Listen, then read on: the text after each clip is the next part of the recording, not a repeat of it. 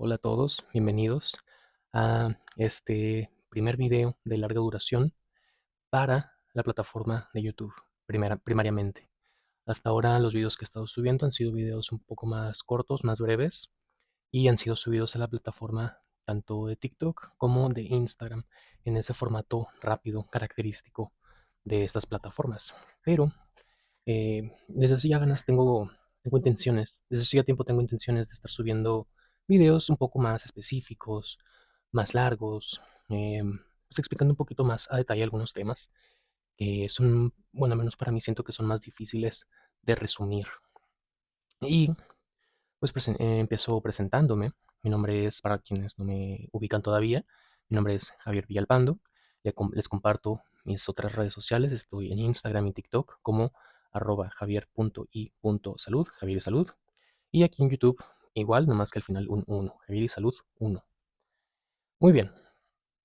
Y para la presentación de hoy les traigo derrame pleural. ¿Por qué derrame pleural?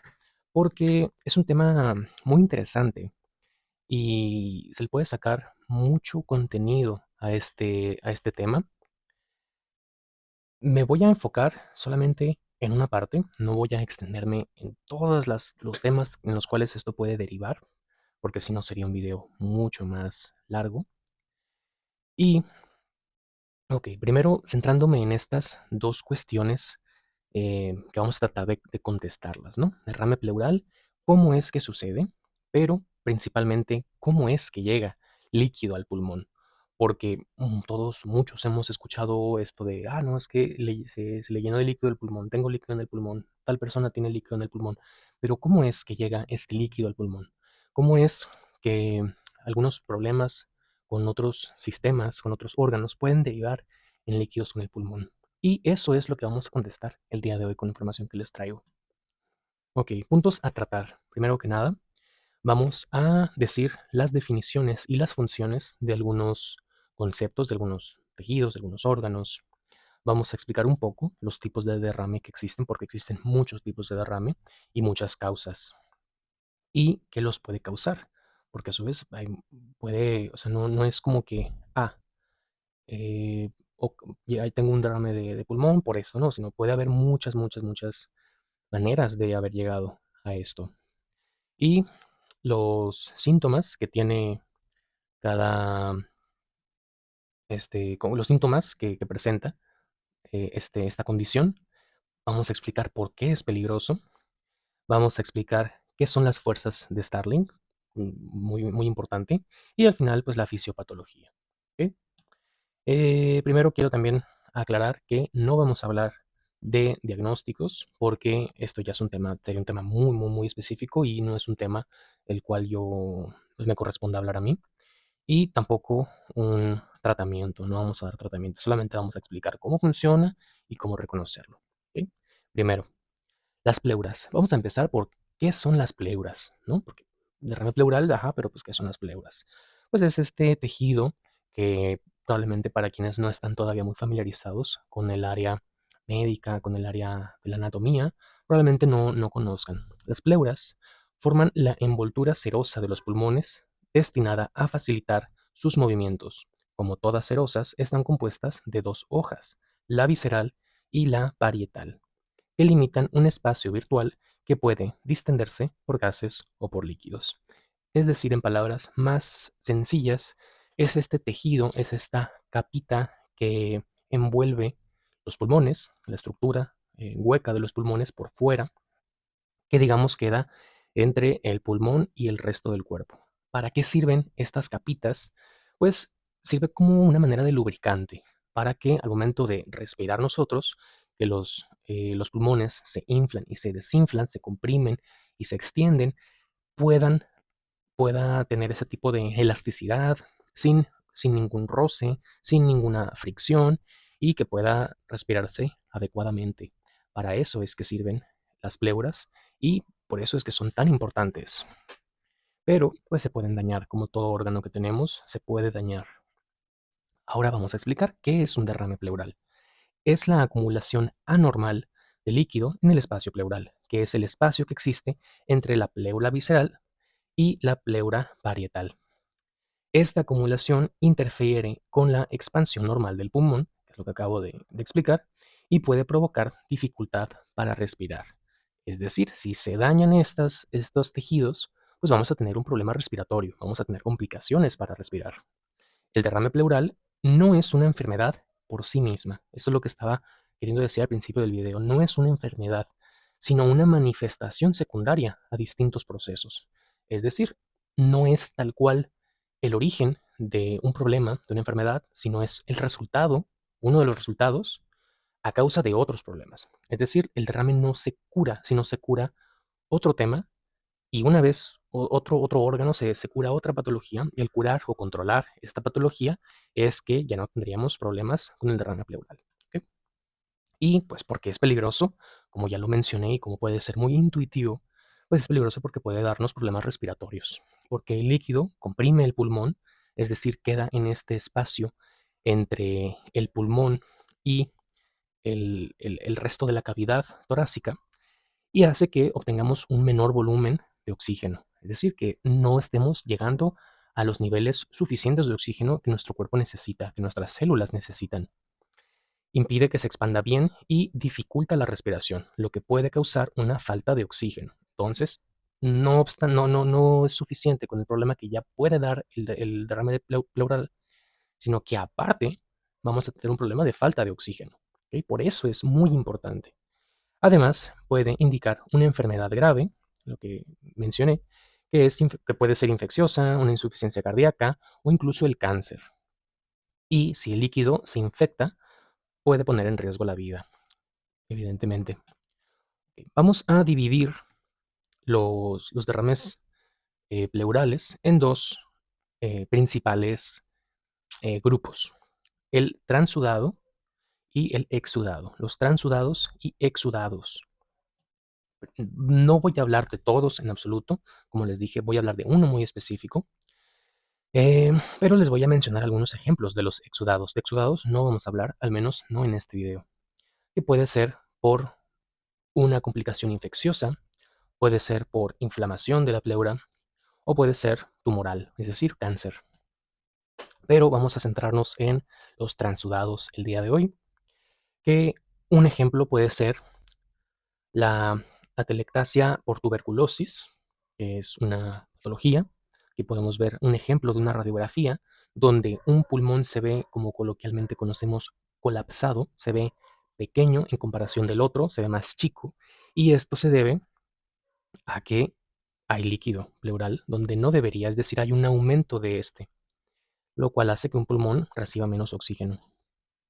Otro, otra patología puede ser la ascitis, que es una acumulación de líquido en el abdomen y por esta misma causa, por la presión que puede esto ejercer, pues se irriga a otros tejidos, a otros órganos, dentro de ellos la pleura, como lo venimos mencionando.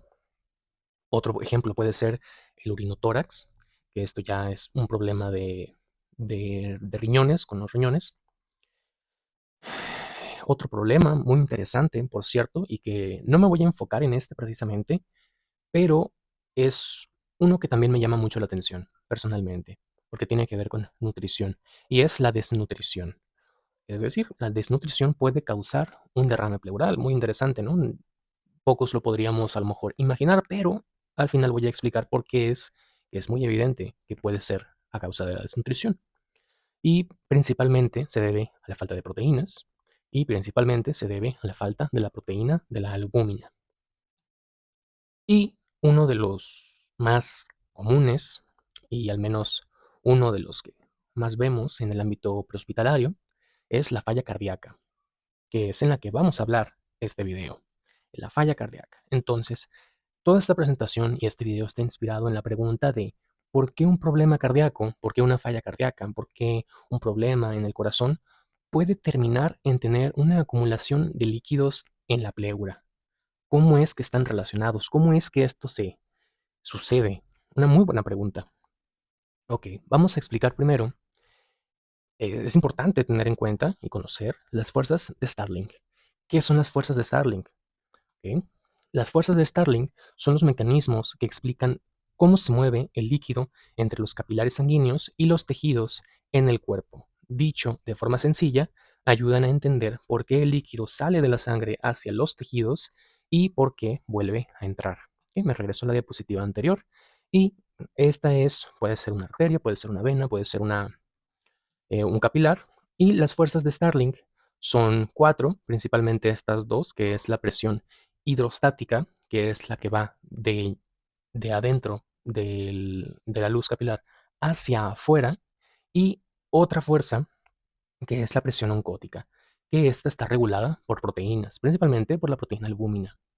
Entonces, es una presión que, que da la presión arterial de la sangre, que va de adentro de la vena, del capilar hacia afuera, y otra presión que contrarresta esta presión que acabo de mencionar, que se llama presión oncótica, controlada por proteínas. Estas fuerzas están perfectamente equilibradas y es muy importante que estén equilibradas para que tengamos buena salud. De lo contrario, si alguna se ve desequilibrada, pues puede haber desbalances y a raíz de los desbalances puede haber muchas otras enfermedades. ¿Sí? Hay que entender que tenemos los capilares, el vaso pleural, pues a todo alrededor de la pleura, todo alrededor del pulmón, del sistema respiratorio, así como se puede ver en la imagen. Y, ok, una vez entendido esto, vamos a hablar de la sintomatología de un posible derrame pleural.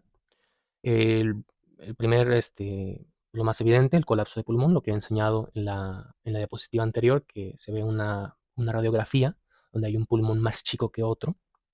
También la disnea, que es la dificultad para respirar, es decir, el paciente va a tener esta insuficiencia al respirar, se va a ver comprometido la manera en la cual respira. Puede haber uso de músculos accesorios, es decir, no solamente el diafragma va a ser suficiente, sino va a haber como más necesidad de respirar, como si le costara más trabajo al paciente. Esta necesidad de respirar y que no sea suficiente el aire que respira. El dolor pleurítico, que es un dolor agudo, es un dolor punzante en el área, principalmente de las bases del pulmón, que es en las partes de aquí, como aquí abajo del seno. La taquipnea, que es el aumento de las respiraciones por minuto. Es decir, que si normalmente respiramos entre 12 a 20 respiraciones por minuto, pues va a haber un aumento de más respiraciones. Si puede haber 25, puede haber 30 o más. ¿Por qué? Por lo mismo, porque se está tratando de compensar esta insuficiencia de oxígeno al momento de inhalar. Entonces va a haber más necesidad de respirar más veces por minuto, evidentemente. También puede haber fiebre, puede estar acompañado de fiebre, aunque no siempre. Puede también tener un malestar general el paciente, sentirse mal simplemente como sin un lugar preciso, sino simplemente se siente mal. Una taquicardia, porque pues por lo mismo, como no está siendo suficiente los nutrientes que llegan por medio de la respiración, el oxígeno, pues se aumenta los latidos por minuto, entonces la frecuencia cardíaca se ve más elevada, una taquicardia, parecido a lo de la respiración, lo de las respiraciones por minutos, y una presión arterial alta, una presión arterial alta. Al momento de la auscultación, pues podemos identificarlo de dos maneras muy, muy notorias. Primero, es el ruido respiratorio, perdón, un ruido respiratorio bajo en la base pulmonar. Es decir, al momento de estar auscultando en las bases del pulmón, vamos a notar que de un lado, siempre se tienen que comparar izquierdo y derecho, de un lado vamos a tener menor sonido de respiratorio y del otro lado vamos a tener el lado normal. O simplemente van a estar, a lo mejor no normal, sino simplemente van a estar disparejos. Va a haber un menor ruido de un lado que del otro en las bases. Y ruidos estertores húmedos. Estos sí los escuchamos, digamos que por el centro del pulmón o por los ápices. Vamos a escuchar estos ruidos muy característicos que va a tener el pulmón. Y, ok, vamos a hablar ahora sobre el miocardio, sobre el corazón. Por eso les dije que nos íbamos a centrar en los problemas de insuficiencia cardíaca. Ok, primero hay que entender cómo es que funcionan las válvulas del miocardio, cómo es que funcionan, cómo es que funciona el ciclo de la, de la, el ciclo, se me fue el nombre, perdón, el ciclo sanguíneo. Eso, bueno, voy a intuir que ya se sabe al momento de estar viendo este video, pero en caso de que no, con mucho gusto puedo hacer otro video explicándolo, ¿no? Pero digamos que va a haber una insuficiencia al momento de que el corazón se contraiga y entendemos que las válvulas sirven como cualquier válvula, en la cual pasa la sangre, hay esta apertura de la válvula y al momento de cerrarse la válvula se cierra para que no haya un retorno de la sangre, no va a haber un reflujo de la sangre y lleve siempre un ciclo, siempre va a haber una vía en las arterias y en las venas, siempre va a haber un camino, nunca va a haber o nunca debería de haber un retorno del flujo. Pero esto sucede cuando hay un problema, esto sucede cuando hay una falla en una válvula o en varias, o vaya, en general, cuando hay un deterioro, un fallo cardíaco. Entonces, esta presión que se ejerce, esta presión que se ejerce por medio de las válvulas, como podemos verlo aquí, pues no es suficiente. Entonces, hay un reflujo de esa sangre, lo cual hace que haya más presión de la que normalmente debería de haber en las venas o en la arteria. Hay más presión y, por ende, ¿se acuerdan de lo que habíamos mencionado de las fuerzas de Starling aquí? Entonces, al momento de haber más presión en la fuerza hidrostática, a comparación de la presión oncótica, va a haber este desplazamiento de líquidos. Y, ¿se acuerdan de la diapositiva del vaso pleural? Entonces, este líquido se aloja en otros tejidos, es decir, en la pleura. Sí se está entendiendo, espero que sí se entienda. Y es por eso que así de, pues así de sencillo, vaya, probablemente no sea tan evidente, pero una vez que uno ya lo entiende, pues resulta muy, muy obvio, ¿no? Resulta muy simple. Y por eso es que ya se regresa la sangre, hay más presión, el líquido migra a otros tejidos, uno de ellos, pues evidentemente la pleura, y pues causa todos los problemas que dije al inicio de la presentación. También es, eh, también es por esto que se forman los edemas en otras partes del cuerpo, principalmente en las partes inferiores, en miembros inferiores. Y la presión arterial, perdón, ok, esa es una, ¿no? Y otra es, ¿se acuerdan que les había dicho que me llamó mucho la atención el tema de la desnutrición? Pues por lo mismo, es un desbalance. Entonces, como hay una fuerza en la fuerza de Starling que controla lo que sale y la otra fuerza que controla lo que entra o lo que no deja que sale, o sea, hay presión por ambos lados.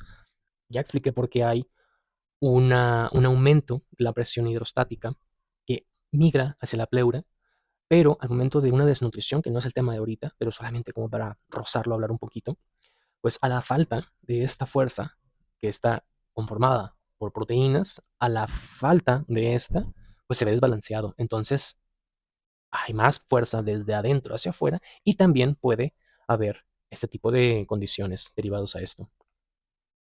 Y pues sin más, la verdad, creo que es un tema pues fácil de entender una vez que ya se ha explicado y pues es una pregunta que la verdad sí es de mentes muy curiosas. Y espero que les haya gustado este video. Traté de hacerlo lo más breve posible, pero aún así que durara lo que tuviera que durar. Traté de explicarlo lo mejor posible. Espero que haya logrado el objetivo de este video. Y díganme comentarios, críticas en la sección de comentarios, preguntas, si algo no les quedó claro, si les gustaría que profundizara en alguna parte, o si les gustaría que explicara algún otro tipo de tema en general, se los agradecería muchísimo. Me gusta mucho hacer este tipo de videos, me gusta mucho explicar ese tipo de temas. Espero que les haya gustado. Y nuevamente les comparto mis redes sociales, tanto mi Instagram y TikTok aparecen en pantalla. Y pues ya, sin más, nos vemos hasta el próximo video. Muchas gracias.